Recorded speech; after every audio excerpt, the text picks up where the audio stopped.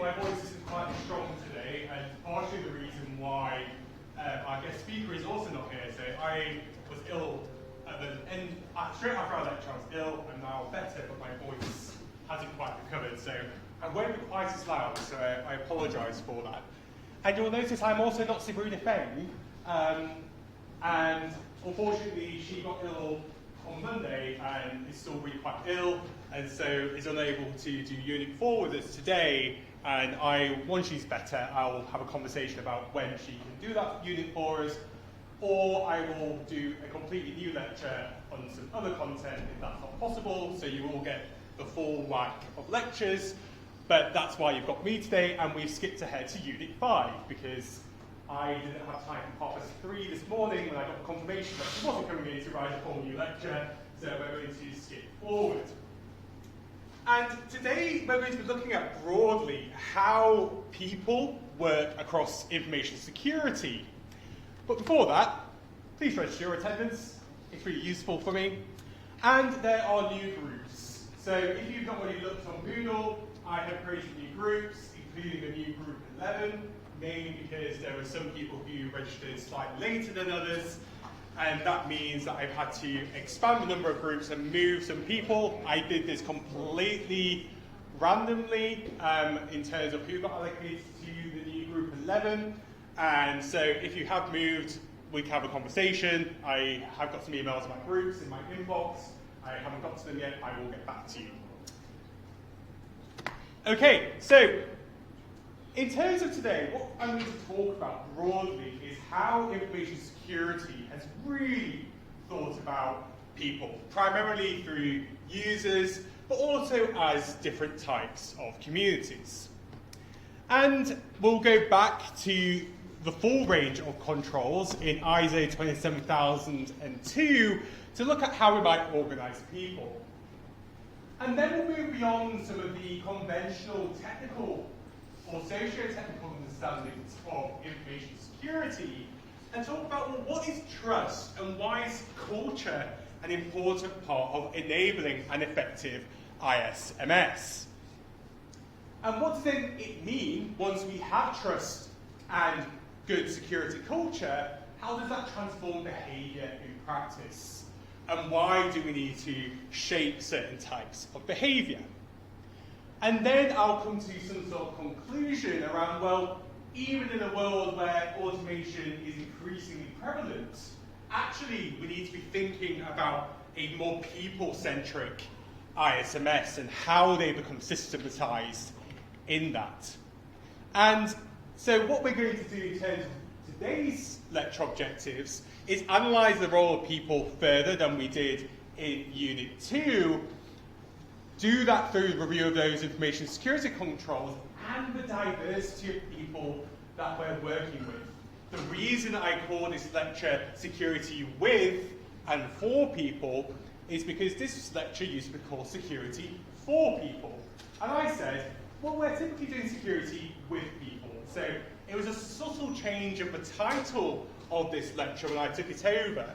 But it's to really emphasise that actually there's a lot of negotiation and diversity when we're dealing with different types of people.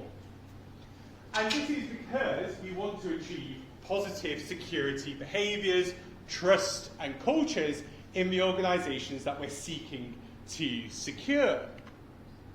And this handily maps to every single part of the module because people sit across it. So, as I stated, there's been a substantial amount of thinking about how people or users become understood within information security.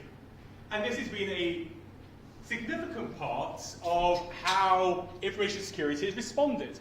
It tended to start out with what we thought about from Salter and Schroeder in 1975 that I introduced in the first lecture, which talked about limited elements of people, psychological acceptability, for instance, cognitive overload. These are some of the early ways in which people were started to think about back in the 70s and before that in the 60s, at least in the UK, to really get a grasp of, well, actually there's a socio-technical system occurring here. But the predominant way that we have conceptualized or worked with people in systems is through the concept of user. User is a really, really interesting frame for how we think about people, because a user is task-orientated. So if we think about how a lot of automation at the moment focuses on task automation, we don't tend to think about the kind of cohesive stack of things that happen for a goal to be achieved, for example. And so by focusing on users as a task-orientated view on people, we miss out on a lot of the contextual behavior that shapes their security practice. And so if we simply look at users as these segmented beings, we will only get a segmented view of security, or so the argument goes. And so one of the ways that we thought about this within academia is to say, well, if we're not going to talk about users, then we need to start talking more about human factors. So that included some of the core things around psychological acceptability, but also things around culture and practice, language, disability, so on and so forth, and understand, well, how does this diversity of lived experience work, and how does it shape how security is practiced in organisations? And then this really then, together, thinking about users and human factors, say, well, actually we need to understand people at the heart of information security. People are complex beings. They sometimes don't intend to do things, but inadvertently do. They've got lots of pressures upon them, which means they may seek to do good security and really try and secure our organisations. But they often fail. Not because they're intending to fail, not because they are weak in any particular sense, but because the systems that we've designed for them are really not good. So what we've done is create technical systems and try to get users to adapt to them rather than designing systems from a people-centric view and saying, how can we work with people? So that's a kind of premise for thinking of today. And then, more latterly, in my work, I've also been starting to think about communities with Lizzie Coles-Kemp, the head of department of the ISG.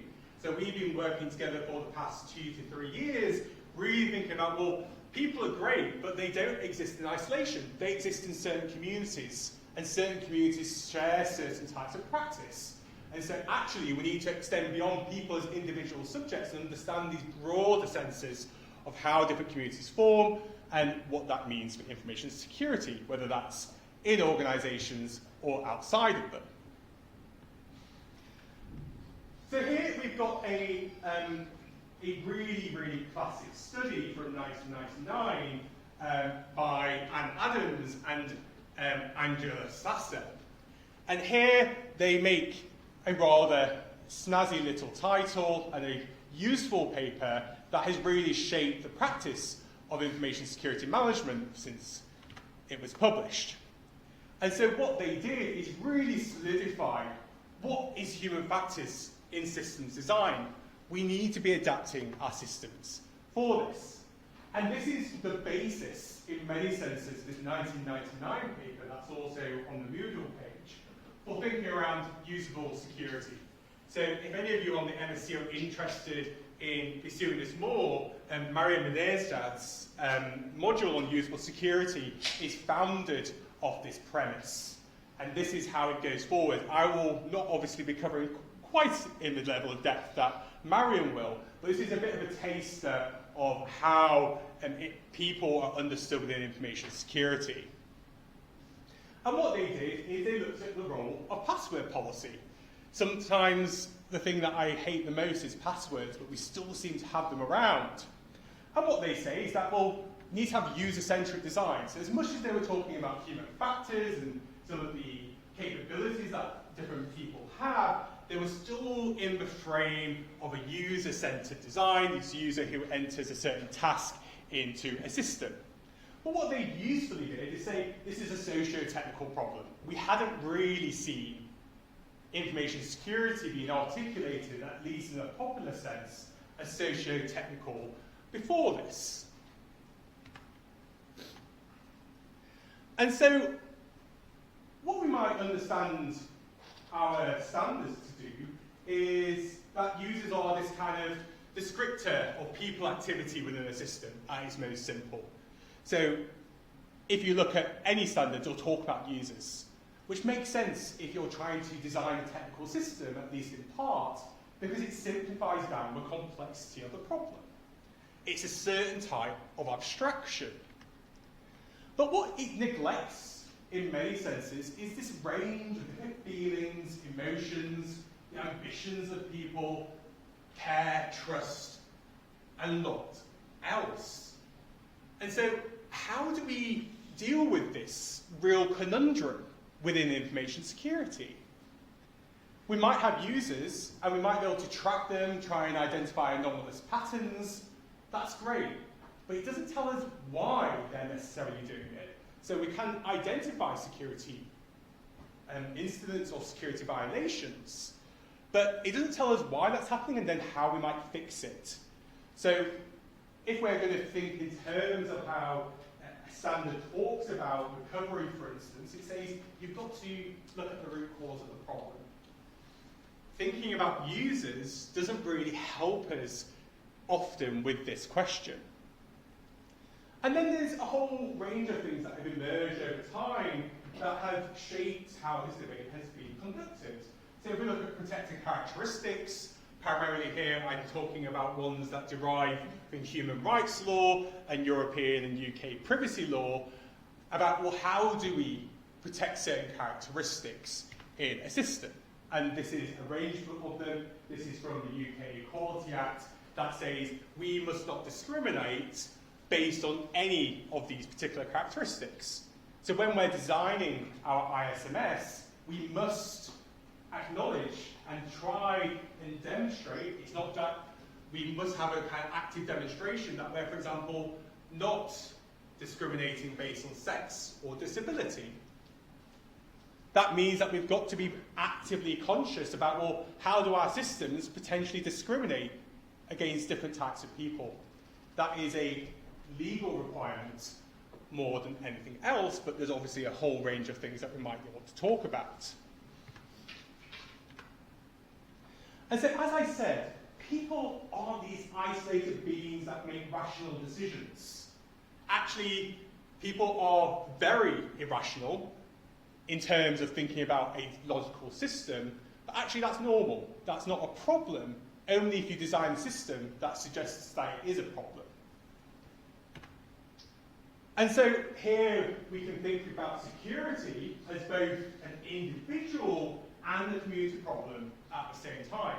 And we could add the word organisational in there as well. And so what I would argue is that a focus on users too much leads to certain assumptions and prioritisation that can lead to ineffective information security management. And if you systematise that, it becomes baked in to your entire system. And that becomes a significant problem. And this is where standards don't really help us very well. They don't really talk about this explicitly. And this is why I would hypothesise we see persistent problems with how cybersecurity and information security is done. There's lots of other problems, but this is definitely one of them. And you may remember in Unit 1 where I got you to write down what security might be, or different objectives of security.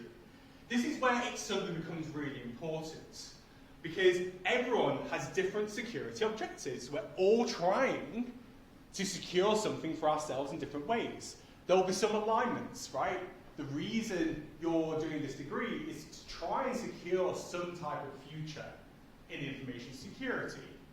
That aligns you. But I imagine there's lots else that doesn't align you.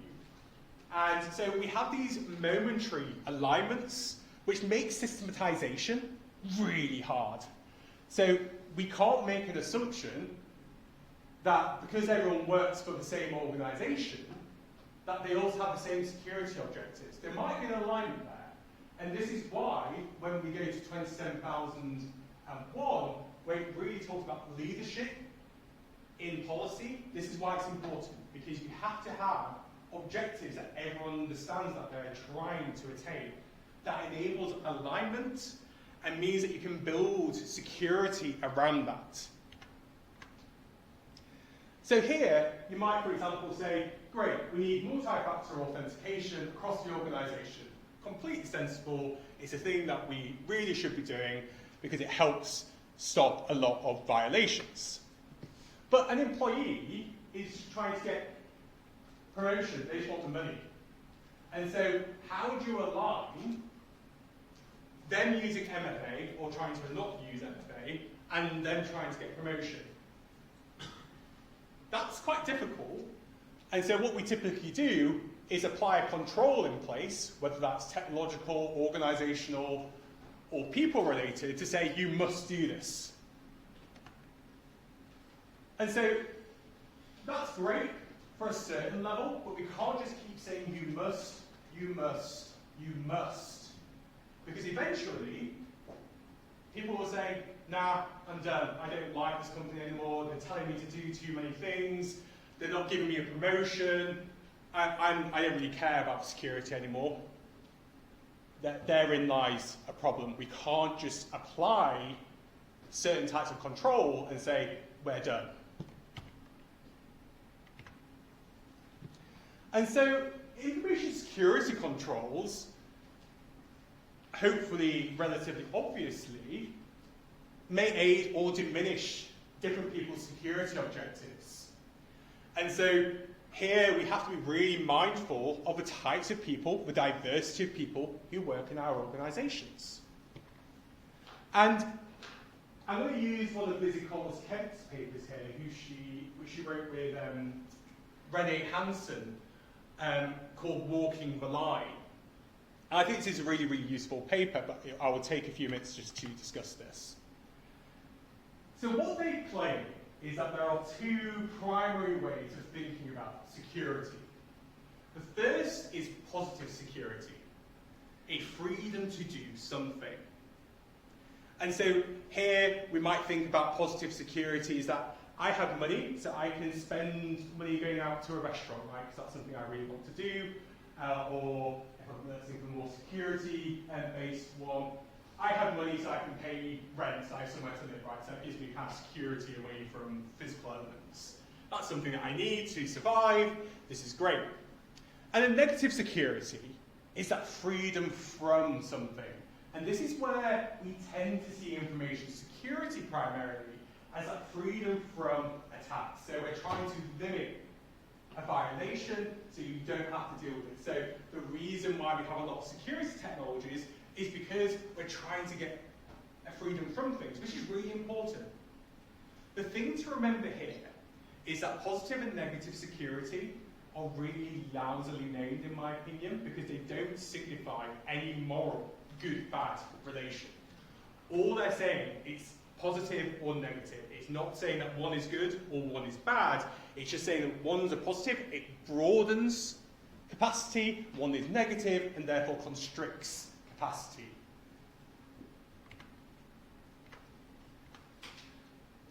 So positive security tends to focus and enable trust between people. And so here this might be something that we call human security. So that financial security that I mentioned, being able to live somewhere, knowing that I can live somewhere for a while.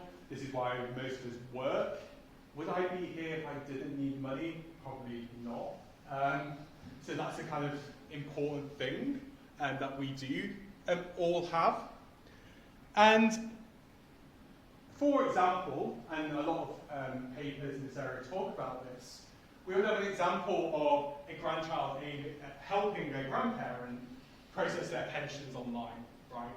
So here, the grandchild is giving positive security or enabling positive security by saying, you need money to survive, I need to help process your pension, right? So they might be able to navigate the online system, etc., whatever they might need to do that. And so it leads to fulfillment of a person's or an organization's capacity to do what they want to do, their needs. It enables their needs. The challenge here is that we've got a particular understanding of who these people are. I pick grandchild and grandparent on purpose because we typically think a very benign relationship. However, what happens if that grandchild is trying to defraud their grandparent? Here, positive security suddenly becomes a huge problem. We can't assume that these relationships, just because it's grandchild and grandparent, are always good. No, they are not. There are many, many examples of defrauding of grandparents by grandchildren. And so this negative security, which is also essential, focuses primarily in information security on protecting data and systems. And it's where most of the controls that you'll learn across all the different information security modules tend to focus on. Because we're tending to wanting to limit what's going on in our systems. And so here you can think about cryptographic or authentication mechanisms that limit access to data. Right? That's not a bad thing at all. And so what it does, it limits the threat from active opponents. Fantastic. Our problem emerges, particularly with cryptographic and authentication controls, when someone passes away or dies. We do not have good mechanisms for dealing with what you do in an estate, for example. And this is something we, as a society, haven't dealt with very easily because the focus has been on negative security and not on, well, how do families or nominated persons deal with that particular case? Where's the positive security in that particular use case? It becomes difficult. And so information security is this balance between positive and negative security. And it comes in different mixtures. And for example, I've got here, you've got authentication protects against threats, fantastic. But it also lets me access my data securely. Because I really need to do that to be able to access my money, for instance. That's positive security. So here, it's not about individual controls exhibiting negative or positive security alone. It's actually they've got a mixture between them. And it depends on how we implement them. This is why standards don't talk about it. Because if they did, they would break. They simply cannot handle that complexity of threat model that undergrids it all. Because threat models tend to be quite naive, because you have to have a malicious active opponent and a benign person that you're trying to protect. In reality, those things are all messy. This is why standards don't talk about them, but they're really, really essential to good implementation. So what we're really asking when we're implementing an information security control or other types of control is how much do they enable negative or positive forms of security in an ISMS or elsewhere. And it's exceptionally rare to really think of any control that's exclusively positive or negative security because it requires nuance. However, does anyone have any ideas of controls that potentially prioritize positive or negative security? Anyone got any ideas? This flows quite nicely into a paper that I wrote this last year. I went to Japan to present this called Friend or Foe, A Sniper's Alley. And this is what I wrote with Lizzie and a couple of other colleagues. And what we were really saying here is, well, what happens when there are too many negative controls? And how does it shape how people respond to digital services? And here we had 4 different snipers from society in general. And Anyone got any guesses about who we might frame as a sniper? Someone who's trying to knock you out in some way, yeah? Well, I can see. Oh, it's on that, I forgot. Yeah. You're close now to see that. I don't want to say it. I mean, No, you can read them out as you can see them. governments, business, criminal fraudsters, and friends and family.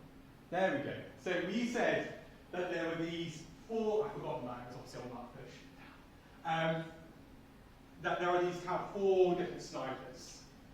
And these snipers can morph and change as actors according to your context.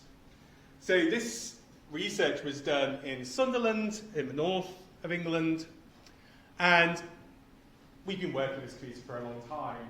And they were just saying, well, government sometimes looks like it's trying to get us, but it also provides welfare services to us. So it often limits, it says, you must authenticate in a certain way, you've got to have a passport or different types of information. You're limiting what we can do, but it also provides welfare, so it's a really weird sniper. Business. Actually, how do you challenge business contracts as a consumer? Really hard. So here, the kind of legal controls to protect information, for instance, actually make businesses both a provider of services and also give you a sense that someone might be trying to scam you out of money. Actually, there's a kind of fine line, we argue, between legitimate and illegitimate business practice, regardless of whether it's legal or illegal. And then the friends and family, for instance, as I talked about with the grandchild, grandparent, flip depending on the situation, according to different pressures that are going on. This makes information security management really hard, and Lizzie and I speak with government quite frequently about how we might design better services in the UK to kind of reflect some of these realities. And what happens when you have too many negative controls applied in society in general is that everything becomes blurred. You're not really sure who to trust anymore. And so what we're saying is that actually a lack of focus on the kind of broader community sense of what's going on is decreasing security practice across society. So as much as we're improving our negative application of security controls in organisations, that's actually decreasing it in wider society. So you've got this kind of problem that's starting to emerge. And that in turn creates systemic stress. People in this room, most of you will have done an undergraduate degree or be on the course of finishing one. That means that you've got certain capabilities. You often are able to critically reflect on information. You might have different financial capabilities, some of you might not, etc. and so on. And that means that you can bounce back from the application of negative security controls. For example, if you can't use one, you might go, oh, I can use that service because I can quickly pivot to a different service. When you're with people and communities that don't have that flexibility or capability, this becomes a problem because negative controls force you down a very certain path, and it means that you suddenly are facing negative security controls everywhere. And this means that everything starts to feel very sniper-like, that you're in this kind of constricted alley that you're moving through, where you're feeling that everyone is trying to stop you doing something. This might seem somewhat removed from information security management and systematization, but what I would argue is that actually, as a collective community, we really failed to address this because we tended to look only at organisational level, which is a failure, partially, of standards, because we don't think of the broader effects. And this is why we're seeing governments increasingly intervene, I would argue, in this space, because the market has tended to fail quite dramatically here. And so what we might want to argue is, well, how do we build opportunities in a positive security frame rather than in the negative security frame of the threat model? So here we'll probably work on this in a later lecture about, well, what does it mean to build an opportunity model versus a threat model, and how does it change the design? In your groups, in your new groups, and I assume that number 11 should probably be down here because you're new, I want you to select one control from the technological category from 27002. That might mean that you actually need to log on to the BSI portal if you haven't already. And exclude the ones that we already talked about, which is secure authentication and cryptography controls, because I want to hear something new. And I want you to talk about in your groups the positive and negative security attributes of those controls. And you have 10 minutes to do so, and then we'll come back and have a discussion. So I want you to pick one of those controls. So pick a precise one, because otherwise we'll end up being too broad. Just one. Wear it. I can't quite shout as loud today, I apologise. Okay, so we have just looked at how security can be understood through both positive and negative lenses. And I'm going to retrace some of the steps that we covered in Unit 2 to look at, well, how do organisations work with people through 27002. So you'll remember this graphic, which is 3 different ways that I think we can talk about people in the standard, which is through reporting and awareness, journeys, and contracting. And I think we start with contracting. So here we've got the terms and conditions of employment, right? It's super important for an organisation to set out what we can and cannot do. This is both an opportunity for positive and negative security to be quite explicit. So I say, well, what can you do, right? So rather than saying what you cannot, this I think is quite an important place. But really, that comes through the acceptable use policy, and then we have a lot of negative things around disciplinary process, disclosure of information, etc., and so on.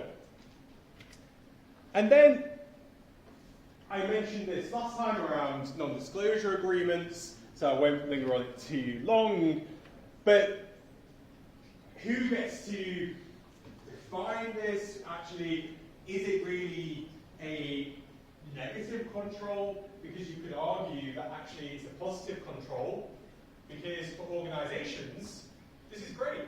This enables them to do a lot more than what they do. It enables them to function without the threat of disclosure of information.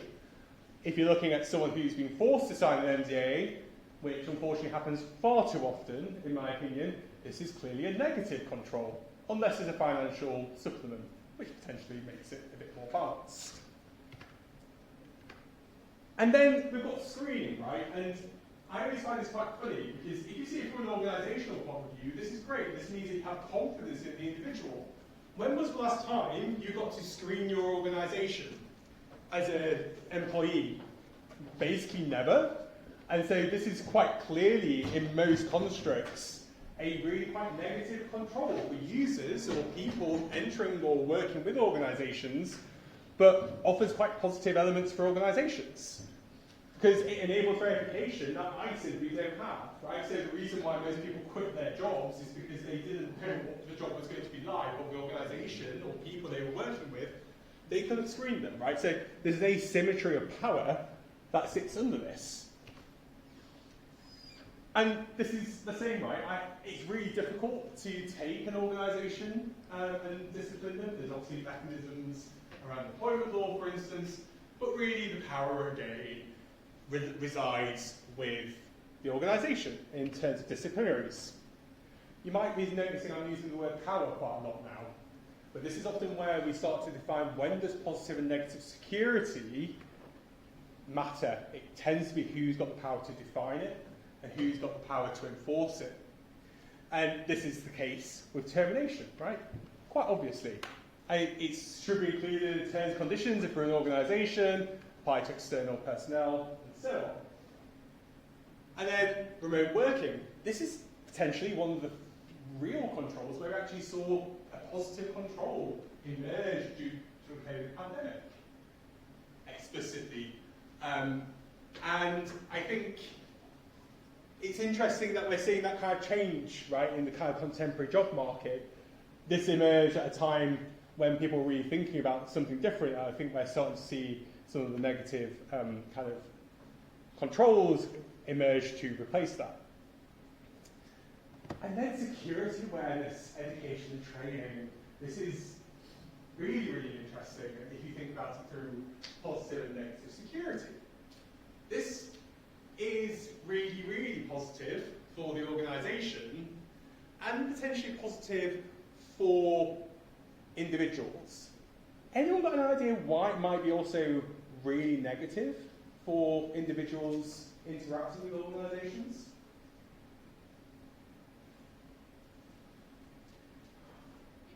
Yeah. It takes away a lot of their free time. So they may be thinking of working on certain activities, but then they are forced to kind of go and do something like training. So they're being enforced, saying within the first 2 weeks, you have to complete these tasks. Yeah, so it's often mandatory, right? So like a choice. Also, it's used to say, oh, you didn't complete your mandatory training. Therefore, you have violated your terms and conditions of your employment contract. Therefore, it has this kind of really strong negative compliance streak that sits underneath it, as much as it might enable positive behaviour as well. And this is why we have to be careful when we're tailoring this for context, and I will talk about more about this in a completely separate section. But ultimately, it only remains positive in certain contexts. So if you're buying in a training solution into your organisation, it might appear positive at the high level, but unless it's tailored to the particular context of the organisation or people that you're working with, this becomes almost useless. And I'm not sure whether that refers to positive or negative. Does it even exist within that frame? Would be my broad question there. And then we've got event reporting, which I think broadly sits within a kind of positive frame, but we might want to debate that. Anyway, I didn't want to focus too much on those controls, as we'd already covered them a couple of weeks ago. But it's just to start to get you to think that actually there is a really quite limited number of people controls within the ISO 27002 standard. And this is because it basically is about organisations. But as information security practitioners working in organisations, we really have to do more than that. Because this, in many senses, assumes so much about the power of the organisation and what people and their relationship is to organisations. And that means that we miss a lot of things. Because if they're the only people controls, honestly, our lives would be really simple. But it's not, they don't work. And why don't they work? And we don't have a good solution or understanding why yet in the research, which just doesn't exist. So really, you're here thinking at the same time that I'm thinking about why we see constant failure here. And we really don't seem to be able to resolve it through standards. And I think it's partially due to power and competing security objectives. And I don't know whether that's actually resolvable. And that's maybe something that security as a discipline is kind of always going to struggle with. But they're also negatively constructed, right, in primarily. So they're about freedom from particular data or events or leakage of information and so on. And so, although they're objective-based, going back to some of the discussion earlier around, well, is this not objective-based? Yeah, they're objective-based, but they primarily sit within a negative frame as a focus on the threat to information. So, as much as we're information security or cyber security practitioners, we're really interested in protecting systems and data. We also have to really, by virtue of doing that, be also protecting people and enabling them to be successful, because those things are part of the same socio-technical system. And so, this wasn't my question, by the way. I just kept it from earlier slides, and I liked it. And this was Chris Mitchell's question that had a different point, but I like it. And so, we might ask, do organisations just simply pass the buck? Another group activity. Yeah, it's people, we've got to talk about these things. There's not clear things going on here. So I'm going to ask you to do something really hard. So you've already now got up to 27,002 on your laptops, which is why I asked you to pick a particular control. And I want you to create a new control that prioritizes positive security in organizations. And you might want to make this easier, consider alternative security objectives, whether that's from a user, a community, an organization, however you want to do it from. And in your feedback, I want you to tell us what your new control is, the control's attributes, and how it prioritizes that positive security. I do not expect this to be easy. There will be lots of discussion, and please just try. I've done this with so many different groups outside of this lecture, and this is one of the things that they find really hard. So if you find it hard, that's fine. And I'm going to give you 15 minutes for this, because it is something you have to really think about. But hopefully, it will give us some kind of sense of, well, what does it mean to do something different here? And I don't really have good answers to this either, so it's generally just to see what you think. Great, 15 minutes, and we'll be back. Unless anyone's got any questions. So, now we're really starting to get into some of the kind of thorny questions around people and information security. And so I'm going to start talking about zero trust in a minute, so I'm getting that. And I hate doing this, but here we have a definition from the Oxford English Dictionary, which says it's firm belief in reliability, truth, or ability on someone to do something. It's actually quite good, in my opinion. And then we have technical forms of trust, which tend to be more about measurement and validation, and they're both types of trust in their own regard. In an information security management system, we're tending to blend both of these together. So we want some technical forms of validation and trust, and we also want some social forms of trust. So how do we blend that together in a socio-technical form?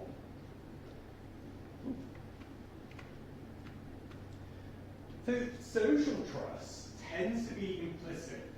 It's very rare that we'll get explicit social trust. Actually, this room is one of the few places where it tends to be more explicit. You've got to trust that I know something to lecture about. There's kind of an explicit relation here. But in most cases, it is really implicit. And it's based on repeatability. So we build up social trust over time. It's not something that can just be manufactured. And then that leads to senses of loyalty, things around kind of confidence in people, solidarity. This is not just about information security, this is social trust in general. The reason that communities and groups, religions, nations, all have this kind of sense of what's going on. And we attain assurance through different legal and contractual documentation and obligations. So if someone breaks social trust, we say, well, we're going to send you to court and we will discuss. This is why a lot of the AI startups that say we can automate legal proceedings misunderstand the purpose of a legal system. It's not to actually administer justice, it's about mediating social trust. And what that typically requires, albeit we may debate this outside of this class, is it requires strong leadership and consultation to build up senses of social trust. And then technical trust tends to be explicit, right? So we have very clear relationships of what trust looks like in technical senses. And we tend to have predefined parameters, albeit those parameters might not be increasingly understood by us, but by different AI, but there will be parameters and thresholds that exist there. And zero trust frameworks would form part of this, right? So what we want to ensure is that no one device or user should be trusted by default. And actually, explicit relations and engagement with the system builds up technical trust, which is great. So the way that we might think about this is from a paper by Flowerday and Monsons, which tries to kind of say what these two things are. So here you might think about building trust as the more social forms of trust, which is around openness, competence, predictability, communication, and assurances. I would question their phrase that we want constant communication. I think I would get quite bored and probably wouldn't respond well to constant communication, but we do need communication in there. And then the safeguarding trust, which is primarily the kind of negative application that we have in information security, is around risk management that we looked at last week. That's a way of saying, well, what controls can we do to limit what's going on? How do we reduce our risk to a tolerable threshold? And then we'll have security safeguards and controls, which we all know about, compliance, governance, and assurances in quotation marks, right? And I think this double assurance is quite an interesting one because it's recursive. So assurances must be repeated. So if you have an assurance that something's going to happen in the future as it does, you therefore must do it, which then reinforces the assurance, that then reinforces the actual assurance process that assurance is assured. And it goes on and on and on. And that's why building trust and having a systematized ISMS is so important, because that assurance flows through the system. So what we can say is that socio-technical trust is the key to effective information security management. And it's what provides this underpinning to effective security culture. So you'll hear frequently in kind of business news, on different articles, on blogs online, that we need to build really good security cultures. And we need to build trust. I find that often people don't understand what building trust is, because they think it's something that can be implemented, whereas actually it's kind of this implicit thing that emerges through effective management. It's not something, you can't build trust in the way that I think most people tend to talk about it. And so without that trust, people just develop undesirable behaviours. If I don't trust the organisation is providing for me, i.e. I don't have someone to report to if there's a problem with my manager, or if I'm being overloaded with work, I don't have trust. So here we're starting to kind of move away somewhat from explicit security behaviour into the effectiveness of the entire organisation. The reason why most information security practitioners bang their head against the wall is not because of security, it's poor management in general. Because you cannot fix bad management. You can do some of that work, but what bad management tends to then lead to is increasing negative security controls being layered because you can't fix the management. And if you can't help people get promoted, then no matter how much positive security control you put in place, it's never going to be enough. And this is why we end up in this kind of loop of doom in many, many organisations regarding cyber and information security. I've said that already. So, you might want to think, well, how do different organisations talk about security culture? And here's one of these. So, the ICAO says it's a set of interrelated norms, values, attitudes, and assumptions that are part of the organisation. And that's true, right? So here, in many senses, security is attached to the lived experience of the people who you're working with. They're security objectives that aren't explicitly about information security. How do they align that then enable us to do effective information security? That means we need to have a voice that isn't just about information security as information security practitioners. We have to have a voice about the organisation in general. This puts us in a very strange place because we tend to be bracketed off as a technical function. But actually, we are as important as HR for the social side as well, because we see things that other people don't in the organisation. And then here we've got a definition from this used to be the Critical National Protection Authority in the UK. It's changed the date from CPNI years ago. And what they say is that it's something that people are expected to do. what I would argue is that if we're just expecting it, we're not really changing behaviour. So if we want good security culture, we've got to do something a bit more than expecting people to do it, because that's rather lax in terms of what we should be doing. So this is not a group activity, this is a reflection, don't worry.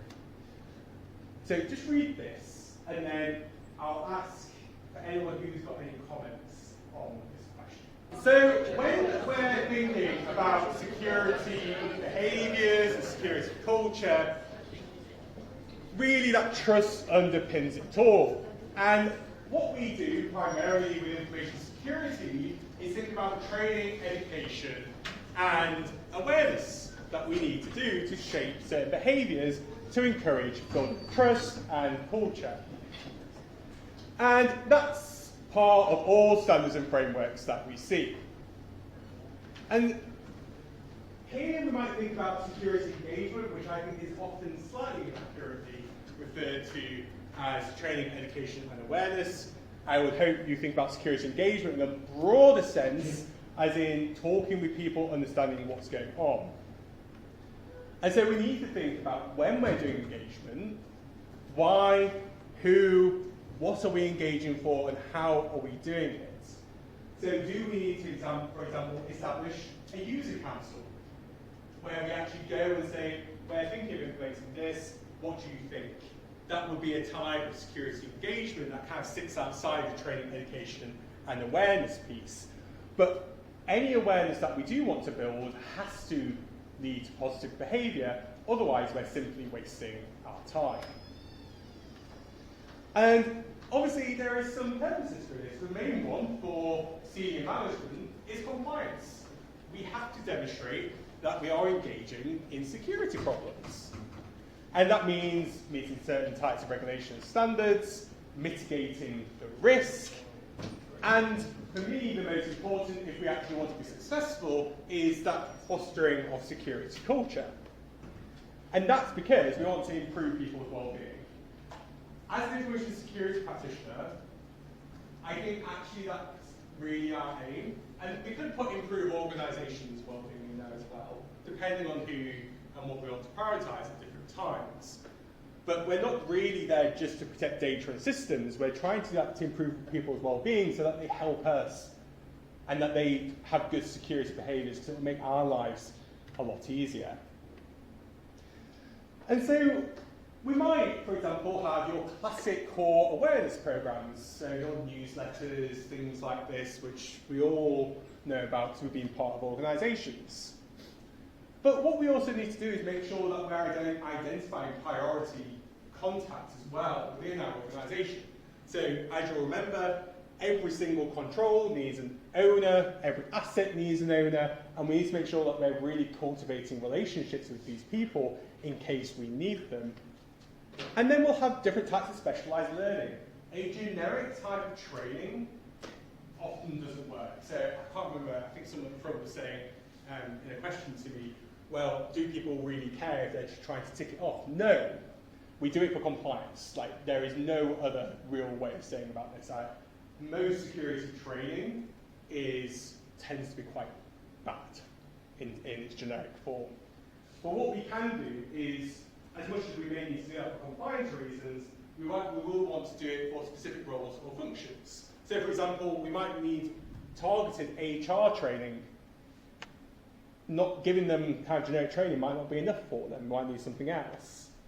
And we want to do that according to the risks we've identified, right? So blending that objective and threat-based way of thinking into the types of training and engagement we are doing. And so when we're doing security training, increasingly we're sometimes thinking not only of the employees in our organisation, but for those outside as well. Right, so if we think about the amount of kind of security cells we see in consumer environments, whether it's in our supply chain, third parties, who might need particular types of training to ensure they're compliant with what we need. And we need to make sure it's targeted, not just in terms of content, but also for high-value people. So who are your administrators in your organisation? Who has a lot of access to sensitive information or can change things. These are really important. And these people are damned hard to get trained. They will say no, no, no, but you need to do something with them. And this is why I think the National Cyber Security Centre sent a letter to boards, because I think they realise that boards just aren't really paying enough attention to this, and they definitely do not do security training really at all. But we should be trying to provide something from them. And then you've got those high-risk people, as I mentioned earlier, and financial authorisers, etc., who are typical targets for cyber criminals and other actors. And we'll have different types of mandatory things that we need to do. So, for example, transferring knowledge for compliance, PCI DSS, so the payment card industry standard, for example, might need something if you've got particular people doing that. It's often produced by external consultants, or you're buying a solution. Raw Holloway's is genuinely terrible. I'm so happy you don't have to do it because it's painful on my side. And what we really should be doing is ensuring that knowledge is tailored and so that people remain engaged as much as we can.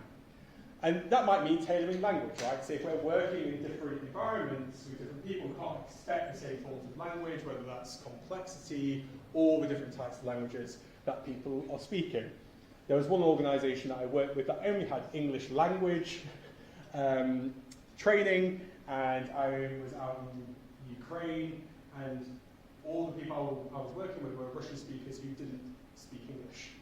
And they were given this training, and they just kept clicking, and then they worked out it was the same order, so they just shared the sheets around, right?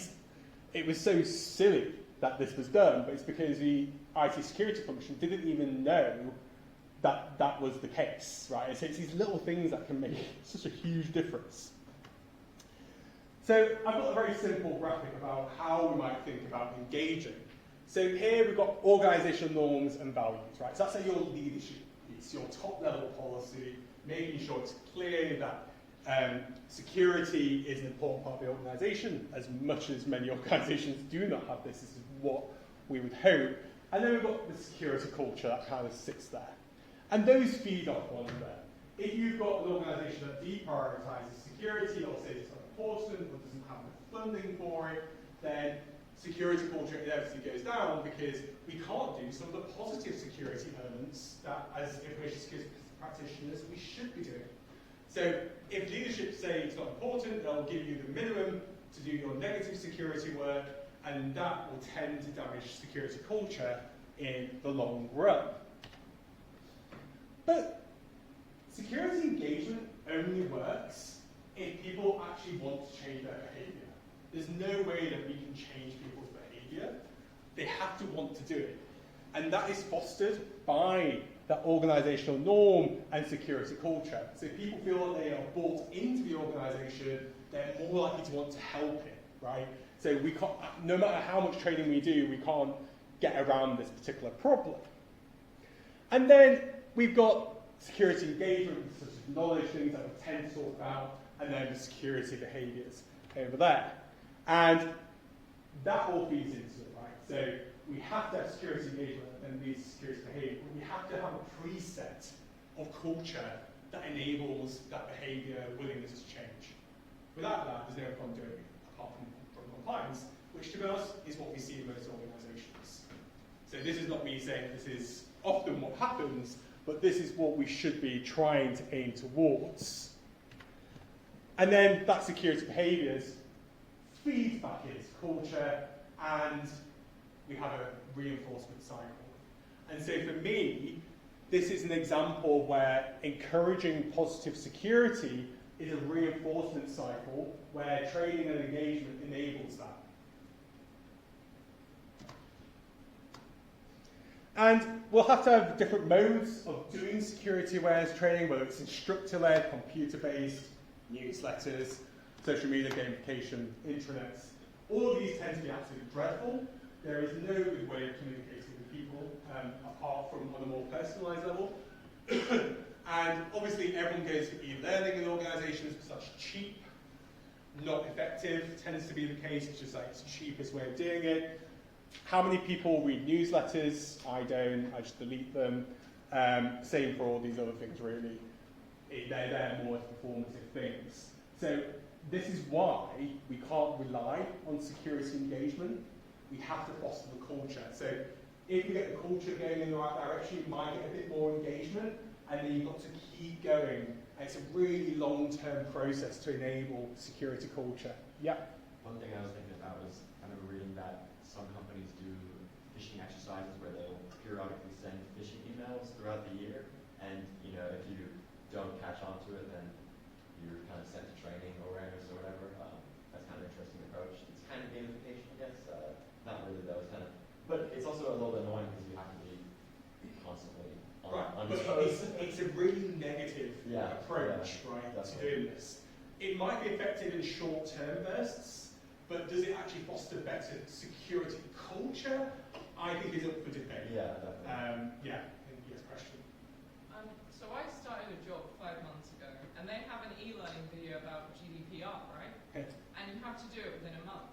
I didn't know this existed until a week ago, and still no one has told me to do it. Absolutely no one.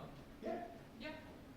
And that's kind of normal, right? Because it's only when there's an audit cycle, when they say, right, we're coming for audit, we need to show compliance, you'll get an email when their audit's coming up to say, you must complete your mandatory security training and awareness course. Every organisation tends to do it this way.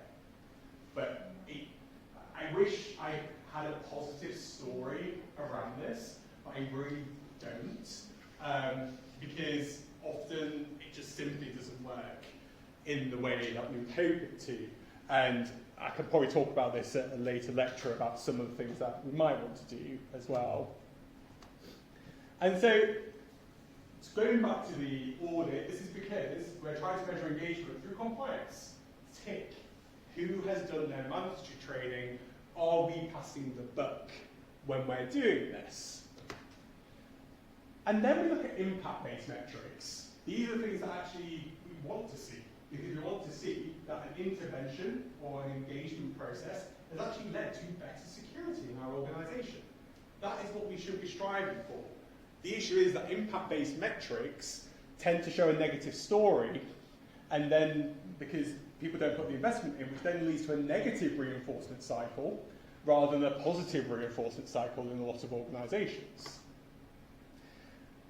And this is because all metrics have to align with the organisation's objectives. If you do not have leadership in security and they don't care about it, they'll just go for compliance because they just want to hit the bare minimum. If you've got an organisation that actually cares about security or at least understands its value to the organisation, they're much more likely to go for impact-based metrics.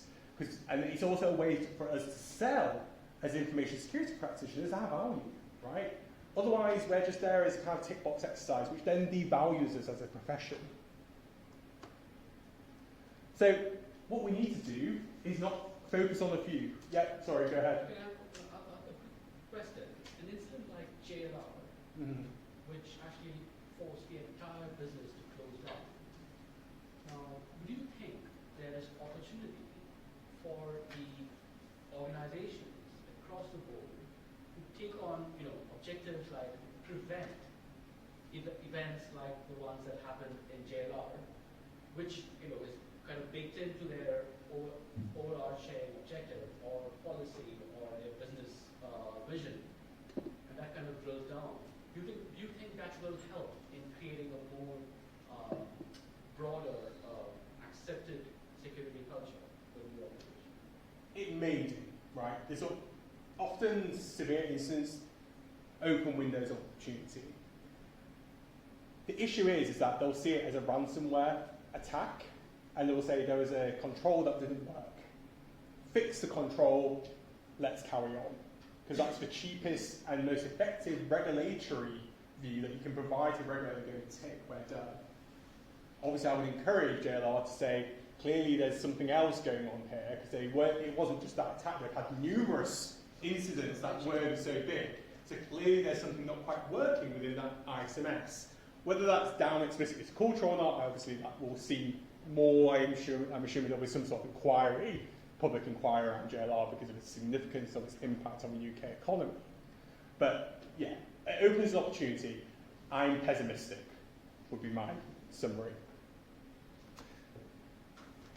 And when we are designing metrics, they're only ever a snapshot. So one of the things that senior management like is saying, oh, you did it for this year, that applies for the entire year, but we know that security is dynamic. So we can't be just relying on these snapshot metrics. We need to have a more sustainable, long-term view, which is about fostering security culture. And different metrics for different stakeholders. Your senior executive does not care in the same way HR cares about different data. We've got to be providing different messaging. Okay, I apologise, this is a very group activity heavy unit. So here we've got this example of Intrepid Limited. And I want you to identify the what, the how, and the who of security training at this company. And you've got 8 minutes to do that. Maybe a bit less, because we're running out of time. So one of the challenges of e-learning, my hatred but necessary friend, is that content becomes super outdated really quickly. If we think about what's happening in terms of the amount of threats, because typically we're not telling people about objective-based information security, we tend to focus training on threat-based security, that becomes a real problem. People forget. Think about Kai. Kai did their training 10 months ago on that example. I do not know what was in the Royal Holloway training, and I finished that 3 weeks ago because I had to. I don't know what was in there. I've forgotten. That language barrier that I already mentioned, multiple communication channels. So there's a temptation that if you just have every channel, it's all going to be great. Actually, no, curate which channels you speak through. Don't just keep adding different kind of social media, newsletters. Stick with one, even though you'll get your communications people telling you otherwise. I'll actually try something on Google when I get back to my office. We tend to see that security communication tends to be better through 1 or 2 channels only.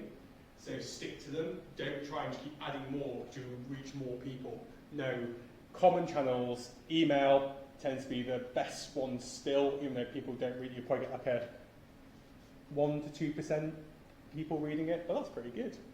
And then generational differences. We have to think about, I won't labour on that too much, but this is where there's a temptation to use multiple different channels because different generations, in the most kind of horribly kind of group sense, favour different communication channels, but I don't want to linger on that too much. And this is because communication fatigue. I literally get like hundreds of emails a day, right? Like most professionals, and I just delete things that I don't care about really quickly. And so if you have fewer channels, and when I receive something from you, it's actually important, I'm like, oh, I've not seen anything from you for a while, maybe I'll just at least I'll flicker my attention onto you for a brief moment. You might lose me in the next moment, but it means if there is something really essential, it gets to people, and that's really important. So I've just got a short video to play from the National Cybersecurity Centre's Cyberboard Toolkit. So this is designed by the UK National Cybersecurity Centre for boards to understand how to talk about people. And I'll just play it, it's not very long. Developing a positive cybersecurity culture. Security culture refers to the values that determine how people approach security in an organisation. It's shaped by your goals, structure, policies, processes, and leadership. A positive cybersecurity culture is essential because it's people that make an organisation secure, not just technology and processes. With a good security culture, your workforce are more likely to spot problems and suggest potential improvements. If they frequently ignore security rules or cut corners to get the job done, we have a poor security culture. A good security culture means your workforce will feel safe raising concerns, challenging ineffective practices, and can communicate openly about issues without fear of reprisals.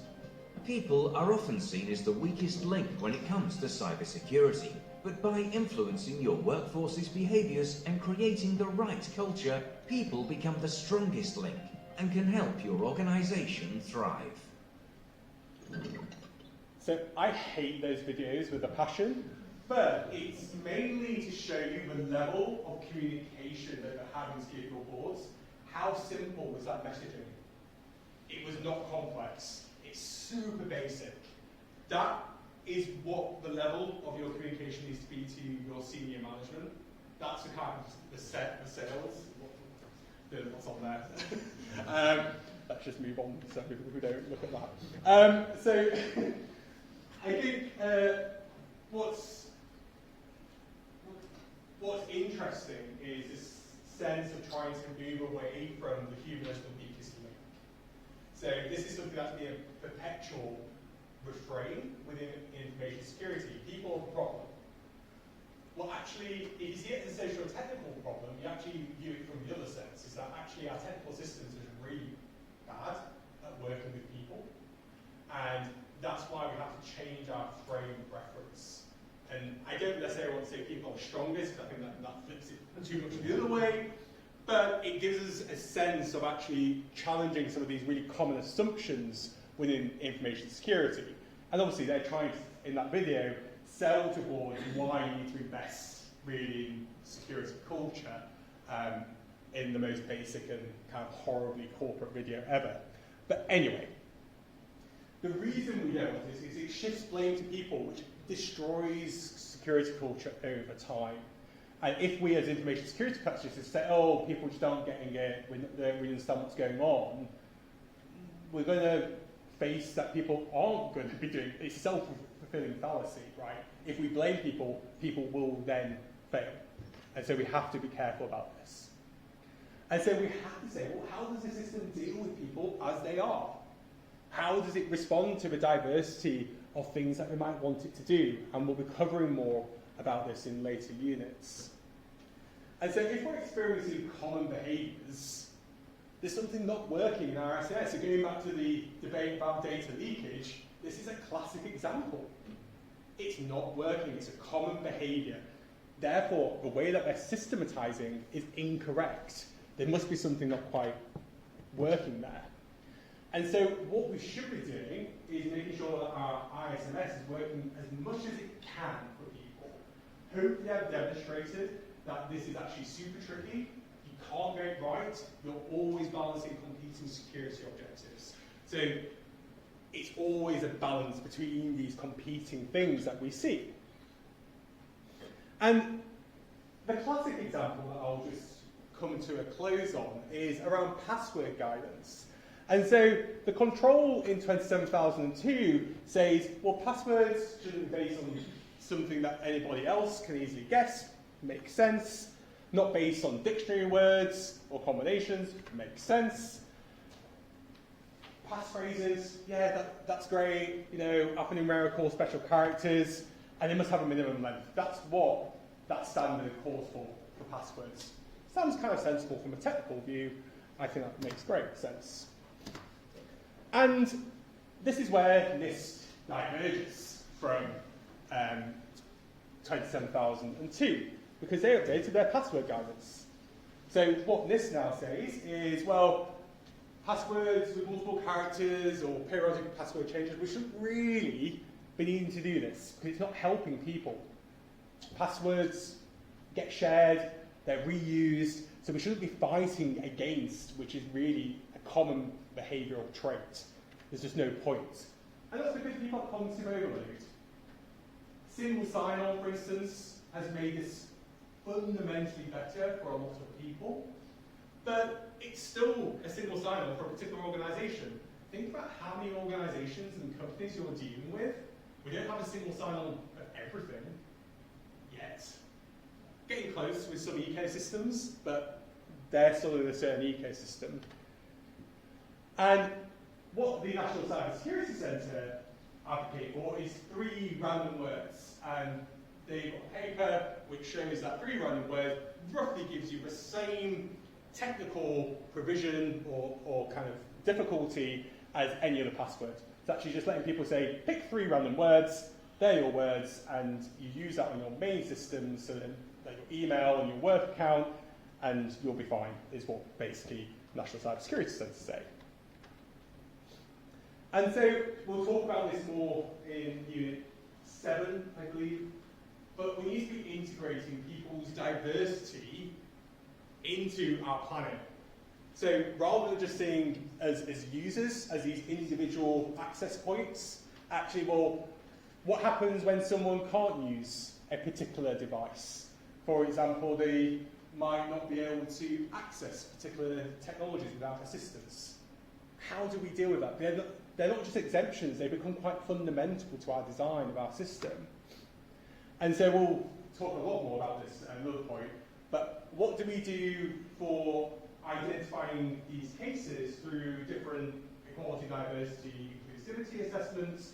Some people call these, I can't remember what word it is anymore, but assessments for kind of identifying exemptions.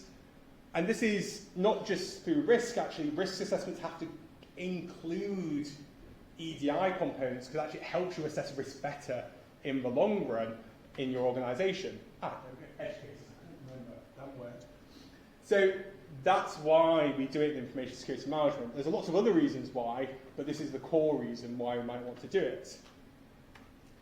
And so we might ask, well, how reasonable is it to be people-centric, right? So ultimately, we have limited budgets. We're there for security. We need to ensure security is done first, and we might build up kind of more positive attributes. And what does this achieve in the long run? Well, hopefully, it makes our lives easier because we've got to find a different rhythm because the rhythm's getting faster and faster and faster. And ultimately, we can't cope. Automation will help some regard, but then it will get speed, it will break that again. And so we're just seeing kind of cycles of this. And so rather than seeing information security as a prescriptive, negative form of security, it's about having a much more inclusive and positive security, which actually enables more effective security management in the long run. And that's because we're increasing buy-in and reducing that burden on people and the range of other controls, right? It can make our controls more effective, and that's really the key here. So, to conclude, just 1 minute past what I should be doing, which is people have these really complex, different security objectives. We've talked about positive and negative security and how that mediates socio-technical trust, and security engagement has to lead to a change in behaviour. Otherwise, we're just doing compliance, and that's what most organisations do. It makes me sad, but that's where we are. And we should, I argue, see it as really aiming for a people-centric rather than necessarily just a technology-centric system. On that note, we've done that. I won't keep going longer, so thank you very much.